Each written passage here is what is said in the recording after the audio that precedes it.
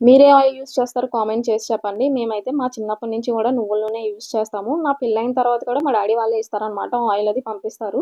మా మమ్మీ వాళ్ళేంటంటే పూజకి ఇదే ఆయిల్ యూజ్ చేస్తారు. వంటలకి ఇదే ఆయిల్ యూజ్ చేస్తారు. ఓన్లీ టిఫిన్స్‌కి మాత్రమే సన్‌ఫ్లవర్ ఆయిల్ వాడతారు. కాబట్టి ఎక్కువే పడుతుంది కదా ఆయిలు. ఇంక ఇయర్లీ వన్సే కడుగుతారు కాబట్టి ఎక్కువే నానబెట్టేశారు.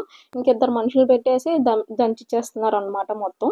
ప్రాసెస్ అంతా చాలా లెంతీ. కాకపోతే చాలా హెల్తీ కదా! ఇంట్లో చేసుకోవడమే బెస్ట్. మాకైతే ఇంక ఫస్ట్ నుంచి ఇంట్లోనే చేసుకుంటాం కాబట్టి మాకు అలవాటయిపోయింది. ఇంక ఇద్దరు మనుషులనైతే పెట్టేసాము. వాళ్ళిద్దరూ దంచేస్తుంటే మమ్మీ, నేను ఒకవైపు కడిగేస్తున్నామనమాట. డ్యాడీ ఏంటంటే పప్పు మేము కడిగేసింది పైకి లాగేసుకుంటున్నారనమాట బకెట్లతోటి. గడిగడికి ఎక్కి దిగలేరు కదా! కాలు కూడా బాలేదు. అందుకోసమని బకెట్లతో లాక్కొని పైన ఎండబెట్టేస్తున్నారు. నార్మల్‌గా అయితే డ్యాడీ, అన్నయ్య చూసుకుంటారు. కాకపోతే అన్నయ్య లేరు. అందుకోసమని ఈసారి నాకొచ్చింది ఆ డ్యూటీ. లేకపోతే నేనసలు ఇప్పటికొచ్చి ఈ పని ఏం చేయలేదు ఇన్ని ఇయర్స్‌లో. వాళ్ళిద్దరే చూసుకుంటారు ఎక్కువ. మమ్మీనా వాళ్ళు ముగ్గురు చేసేసుకుంటారు.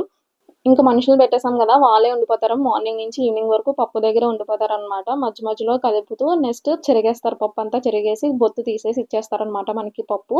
తర్వాత రోజు మళ్ళీ ఆరబెట్టేసి నెక్స్ట్ డే ఆడిస్తాము ఆయిలు.